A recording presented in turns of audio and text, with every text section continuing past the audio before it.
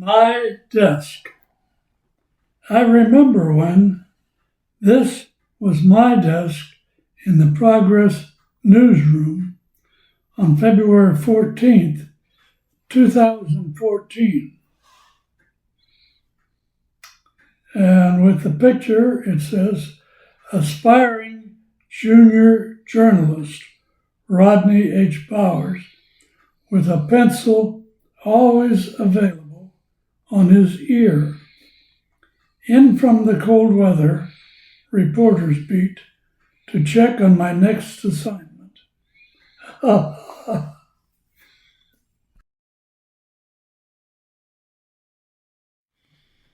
Grass fire. I remember when, as young teenagers, we boys liked adventure. Tenting overnight up on the hill above West Side was good, clean fun. One Friday in early spring, Jim Freeman and I agreed it was warm enough to camp out on the hill that night. We carried the two-man tent and all our breakfast supplies up to a clearing at the top, set up camp on the grass beside a previous campfire site, watched the stars, and went to sleep. Because we were both morning newsboys, we needed to arise at daybreak. We were preparing to cook our bacon, eggs, and toast when we discovered that neither of us had brought anything to start the fire. This meant a needless 30-minute delay as I ran down the hill and wearily climbed back up with some matches. We cooked and ate our breakfast, biked to Kurt's stationery store for our newspapers, and started our separate paper routes. This was Saturday, the day we collected money for that week's delivery. I noticed that the wind had picked up now. As I was leaving a customer's porch, Old Mooly began to blow. I instinctively knew where to look, and sure enough, there was lots of smoke rising above the hill. I jumped on my bike, pedaled as close as I could to the hill, and actually ran up the slope. I grabbed up the frying pan, threw all the loose equipment into the tent, and lugged it all into the woods. After hiding the tent as best as I could, I started to walk down the back slope of the hill when I heard and then saw a truck with two men checking for flames or smoke back there. They left and I took the long way home. That evening, I was back on the hill to get our tent and supplies.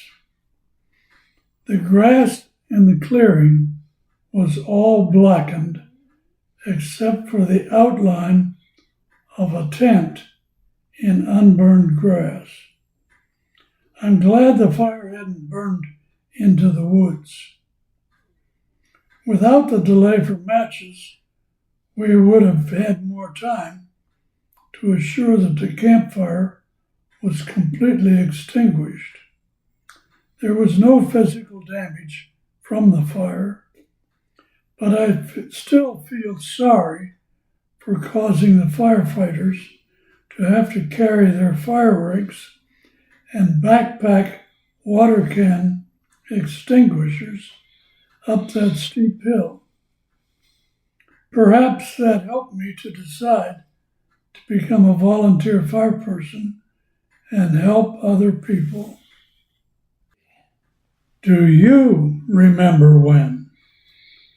We had none of the following: We had no rabbit ears on the roof, no vapor trails in the sky, no self-serve superstores in town, no air conditioning in automobiles.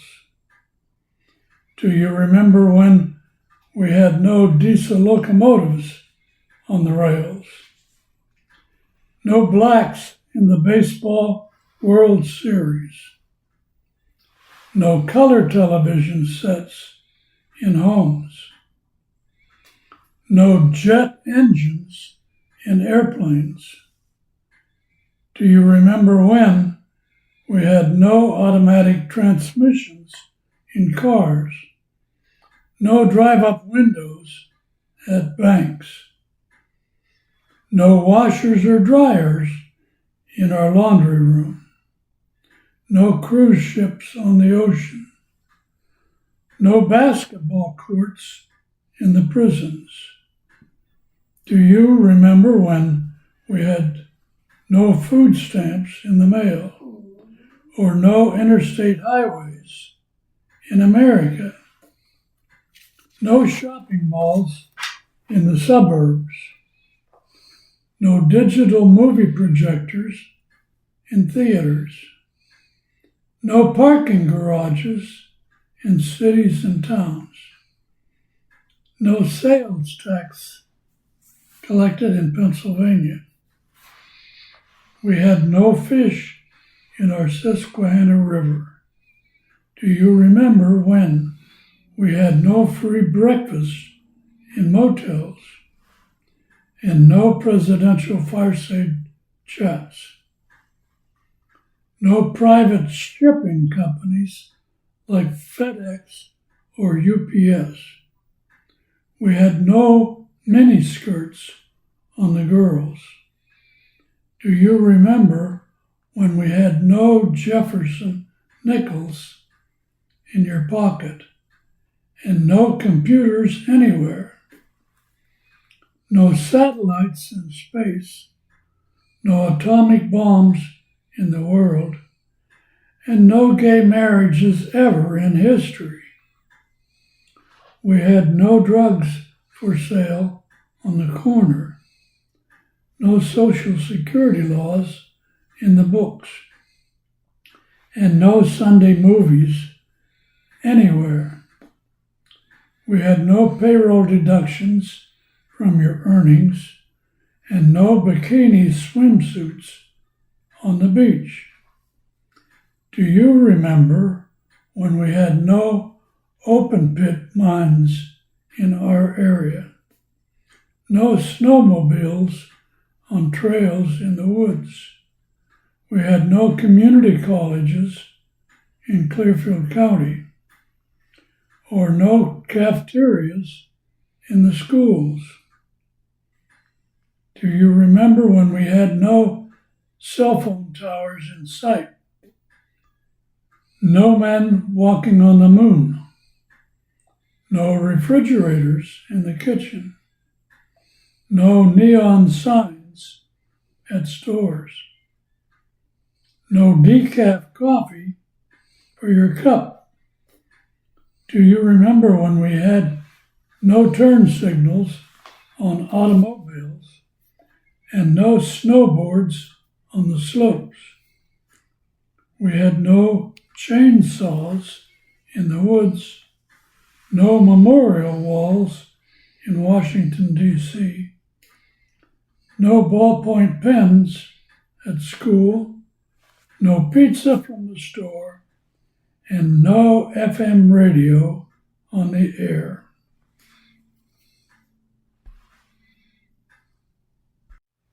"98-foot sailboat." I remember when our first sailboat outing didn't pan out too well. Years ago, Evelyn, two of our children, and I rented a small sailboat at Prince Gallitzin State Park to try my hands at sailing. No one explained to us that the wind would decrease late in the day. I learned the hard way. When the sail fluffed no more, we were over half a mile from the rental dock with only one paddle and only one person strong enough to use it. Later in life, we had a power boat so our teenage kids could water ski on the river in front of the house. Later yet, Evelyn and I did some boating on the Chesapeake Bay and in the Everglades in large houseboats. Also, I had previous experience as a sailor by serving on a large aircraft carrier for several months. That's a lot of boating, but almost none of it powered by wind on the sail. Many, many years later, our daughter Cynthia sailed with friends aboard their huge sailboat and became proficient in sailboating, even out on the ocean. Her friends, Barbara and Errol, decided to upscale to a 98-foot sailboat, complete with a live-on-board, fully licensed captain.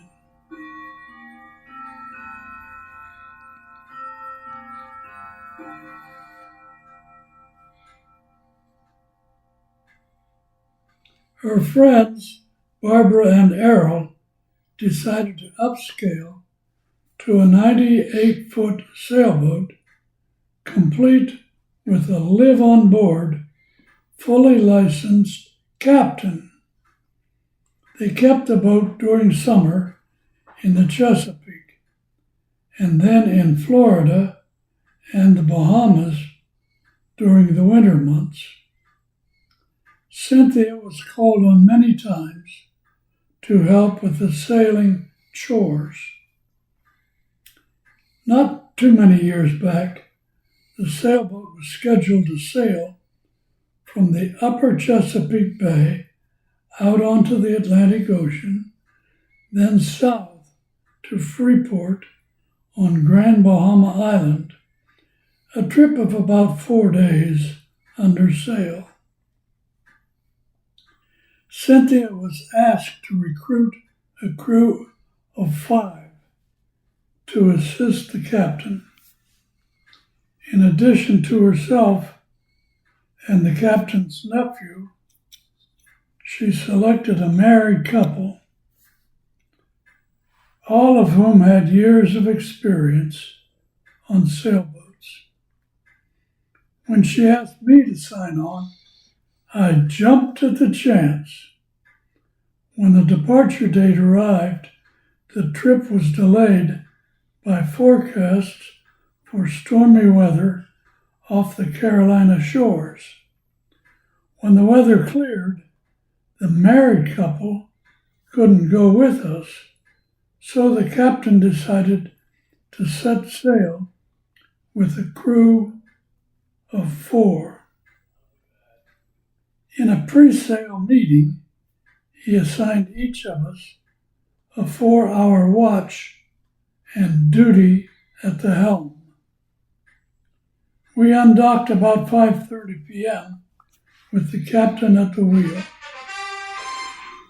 My first watch came at 1400 until 1800 the next afternoon, in daylight, with lots of help navigating from one numbered buoy to the next in the Chesapeake. My second watch came at 6 to 10 o'clock in the morning, out onto the Atlantic Ocean, and now navigating by GPS. The crew was all up top with me for breakfast. My third watch came at 2200 until 200, which was through midnight. My instructions were to maintain course and hold a speed of 11 or 12 knots on the GPS. The rest of the crew was below, asleep in their bunks, and I was all alone, topside at the helm, woefully lacking in experience. We were about 40 miles offshore, and it was completely dark, with an overcast sky, some light showers, and no moon or starshine.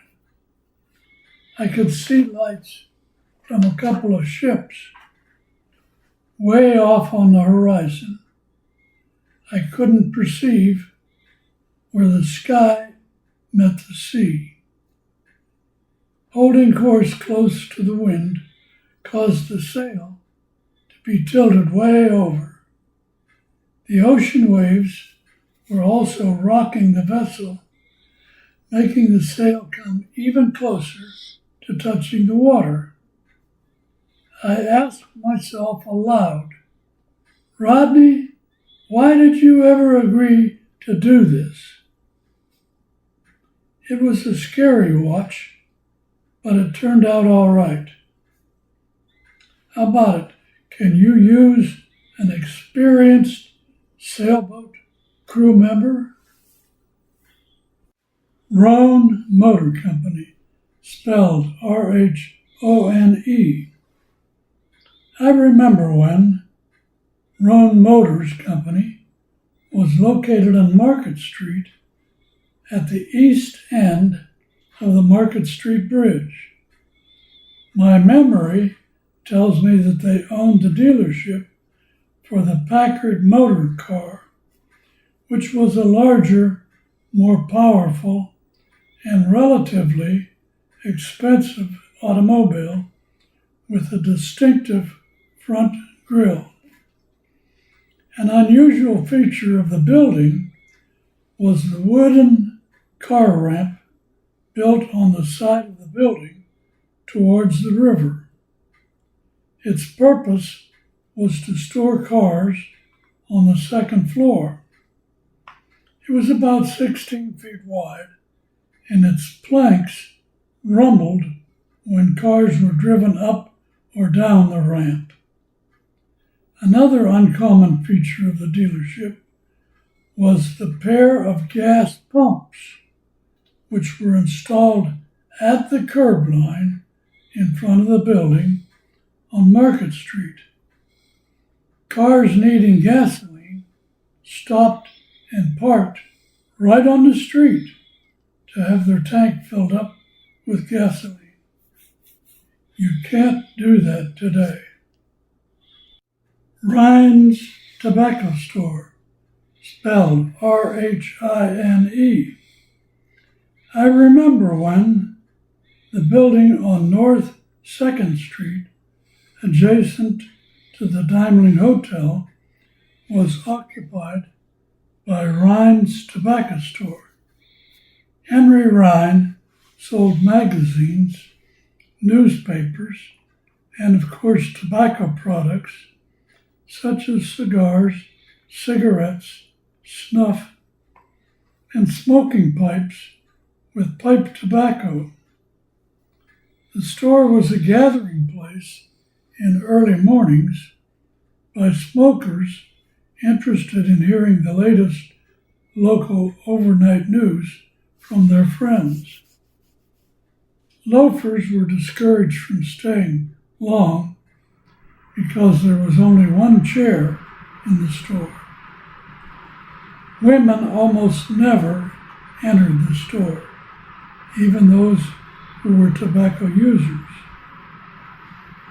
Rhine's also had a small wholesale business selling tobacco products out of a small panel truck operated by Paul Palmer. One of the unique features at the store was a special cigarette lighter. It hung from the ceiling on a flexible rubber tube above a display counter and about shoulder high. It had a gas flame that was blazing constantly to light your cigarette or cigar. It had a round glass ball for a handle whose weight stabilized the rubber tube. Pull it over to you and light your smoke. I don't believe that the flame was ever turned off overnight. The King's English. I remember when the English language was most times spoken correctly and in the proper manner in which we were taught by our English teachers in school. Today, the King's English is sometimes chopped, stammered, and misused until you hardly understand what the person is trying to say.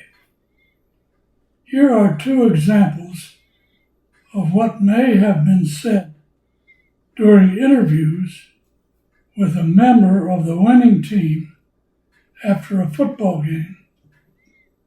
Example number 1. We have a good team. We played well and are fortunate to get the win. Our opponents have good players too, who worked hard but didn't score as many points. Mosh, Dr. George.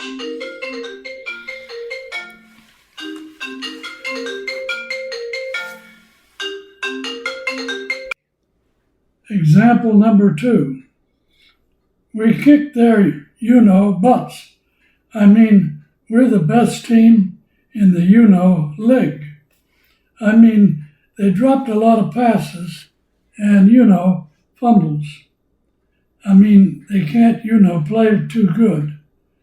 But us, we are totally, awesome. But then I don't always speak well either. Hunting rabbits. I remember when kids were permitted to go hunting by themselves, all alone, when they became 16 years old.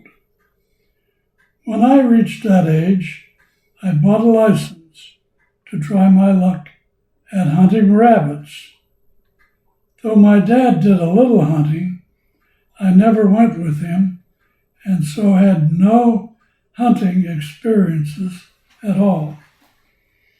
However, I belonged to the rifle club in high school and acquired some time shooting at paper targets and learned some gun safety rules. I thought I was ready. I got my dad's shotgun and some shells and set out to climb the hill above West Side. When I reached the top, I loaded the gun and began walking very slowly, searching for my first rabbit. Something caught my eye off to the left. I turned, fired the gun, and then looked to see what I had shot at. There was nothing. I had jitters for sure. Twice more, I did the same thing within the half hour. It was then and there that I unloaded the gun, descended the hill, and never, ever hunted again. P.S. I was later accepted on the pistol team at Georgia Tech and shot in competition.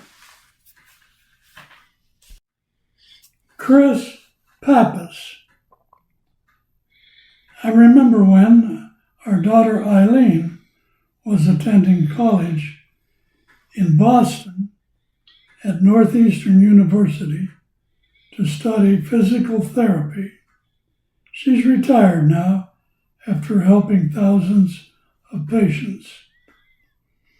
One Saturday in May, Evelyn and I went up to Boston to bring Eileen home for the summer months between semesters. It took us until noon to load up all of her stuff in the station wagon and head for home. In Connecticut, we pulled off the highway for lunch and found a nice restaurant close by. After we were seated, I noticed a man in another booth that looked somewhat familiar.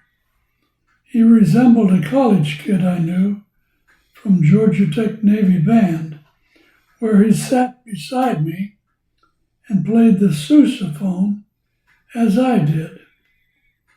He was an excellent musician, but that was 25 years before, and people do change.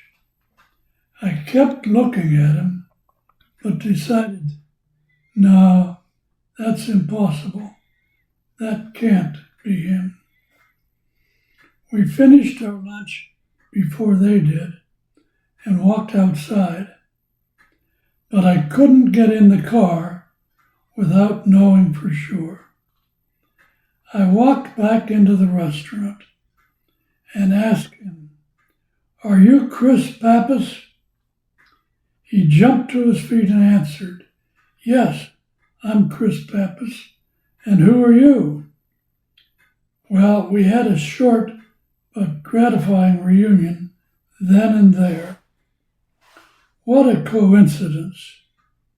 For sure, you will always wonder for the rest of your life if you didn't ask when you had the opportunity.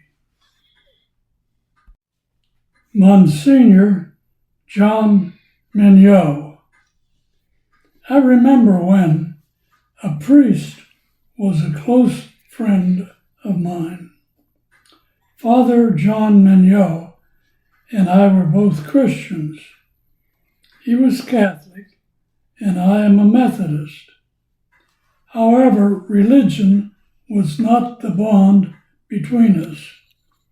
Rather, it was our equal interest in agricultural county fairs. We both grew up in Clearfield, but never met until we were adults. John was a few years younger than me. As a young boy, John loved the Clearfield County Fair, and especially the carnival, with its rides and shows. One year when the fair ended, he left Clearfield with the carnival. He became a carny. Sometime later, he knew that he needed to return to school to satisfy his urgent calling to become a priest. After that was accomplished, his interest in fairs became his hobby. You know, once a carny, always a carny. For most of his career, Father Mignot served as priest and caregiver to the Reynoldsville, Pennsylvania parish in Jefferson County. That's where he became interested in and involved in the Jefferson County Fair on the hilltop site at Sykesville. He became a member of that fair board and soon was elected president. When the board decided to move the Jefferson County Fair to a new site along Interstate 80, Father Mignot felt there was likely more potential success for a fair at the Sykesville site they were abandoning. It was then that he, his secretary Angie, and her husband Sam Zafuto acquired the site and created the Sykesville Youth and Ag Fair. New buildings were constructed and the new fair became successful. While president of the Juniata County Fair, Father Mignot became a member of the Pennsylvania State Association of County Fairs. That organization soon recognized him by electing him to be their chaplain. After serving that office for many years, he was elected president of the PSACF for a 2-year term. While he was president, he found time to attend more than half of the 107 fairs being held in the state of Pennsylvania. My best memories of John Mignot occurred while I was grandstand stage manager at the Clearfield County Fair. Each day we had a show on the grandstand stage. He came backstage to bark and bally, the current attraction, over the fairground loudspeakers. I instructed Bill Fitch, our sound system contractor, to set up an amplifier with a microphone on a small table, half hidden between 2 trailers behind stage. Father Mignot preferred that the public did not know who was doing the ballying. I gave him a chair, a Coke, and some published info about the entertainer, and then walked away. We were sure his efforts increased our ticket sales for the shows. He never asked to be reimbursed for his work. He was satisfied by being allowed to participate backstage at our fair. I'm glad Monsignor John Mignot was my friend because he was a heavenly man. Mercurochrome. I remember when my mother's preferred treatment for a skinned knee or scraped elbow was a large application of Mercurochrome to the sore place. The Mercurochrome bottle was filled with a bright red liquid and had a cotton dabber on a short wire handle. The larger the dabbing, the better it felt, or at least you thought so. A few years later, Mercurochrome was replaced by treatment with tincture of iodine. But unfortunately, that made the sore place sting. Our parents explained that it had to sting in order to kill all the germs. So then I stopped complaining as often about minor cuts because I didn't want the stinging. Iodine, too, was pretty much replaced after some years. The new medication for scrapes and scratches was called methylate. I don't remember much about how it worked because I wasn't falling and getting scraped. Unknown caller.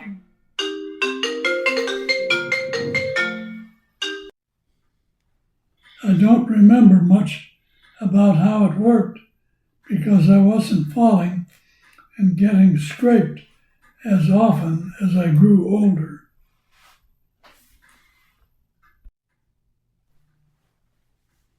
A trip to the cider mill. I remember when Evelyn and I lived with our children at 913 Barclay Street in a house built by my grandfather Bowers for his family about the year of 1900. He planted fruit trees in their backyard that were fully grown while we lived there. The birds ate the cherries, the squirrels hid the walnuts, but we got the apples. We had a few pies and some applesauce, but most of the apples were made into sweet cider. In late September, I cleaned and washed our 15 or 20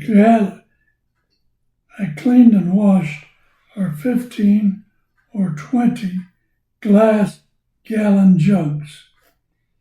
Then, each year on a Sunday afternoon, we loaded the neighborhood kids and the apples onto the bed of the stake body truck and made our annual excursion to the Grampian cider mill. It was always an educational trip and a fun ride on the truck for the kids. They were most fascinated by the bees accumulated around the cider press. Those bees didn't sting because they were too busy getting a taste of cider. When we got home, the kids helped distribute the jugs of cider to our neighbors, friends, and relatives. Bitten by a dog. I remember when, as a teenager, I delivered city newspapers to a route of customers, mostly on the west side. 6 days a week, the papers were left on the front porch, and then on Saturday mornings, I walked up onto the porch, rapped on the door, and collected money for that week's papers. There was one house on Clearfield Street where the front door in summer was usually open, but a closed screen door kept the bugs out. If their dog heard someone on the porch, it ran to the door while barking and jumped against the screen door. One morning, the screen door was not latched, and their dog came bounding out and grabbed the calf of my leg with its teeth. I screamed, and the customer came running for his pet. When things calmed down a bit, he took me upstairs to the bathroom, cleaned the wounded site, and put a bandage over the 4 teeth marks. He rewarded me with a new baseball and sent me on my way. In retrospect, I'll tell you, being a newsboy is not always good.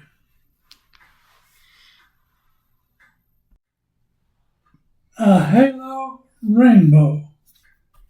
I remember when Ross Quigley and his wife Gladys were very active members of Westside United Methodist Church. Ross was superintendent of our Sunday school, and each Sunday morning he held a 10-minute opening service for the adults.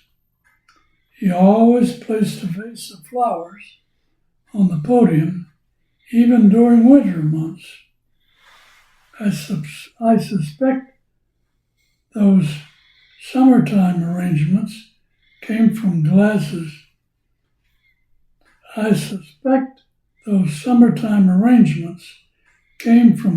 Gladys's flower garden. Ross would read some scripture, mention shut-in members, offer a prayer, and always ended with some interesting comments before the closing hymn. One morning he told us about seeing, for the first time, a full circle rainbow.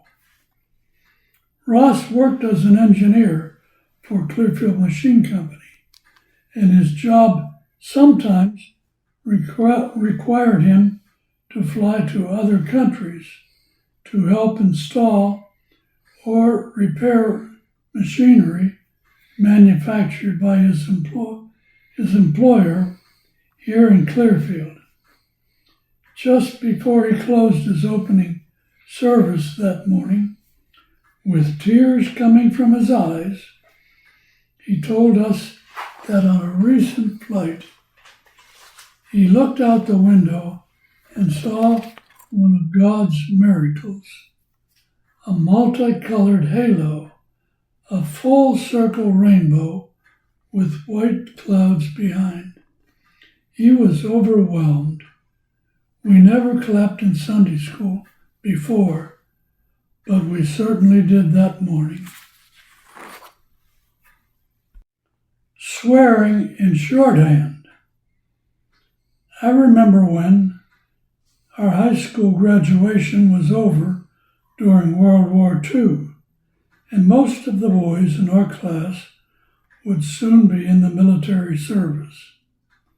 I had already been accepted in a Navy officer training program to be sent to college at Georgia Tech in Atlanta, but they couldn't enroll me until November 1st.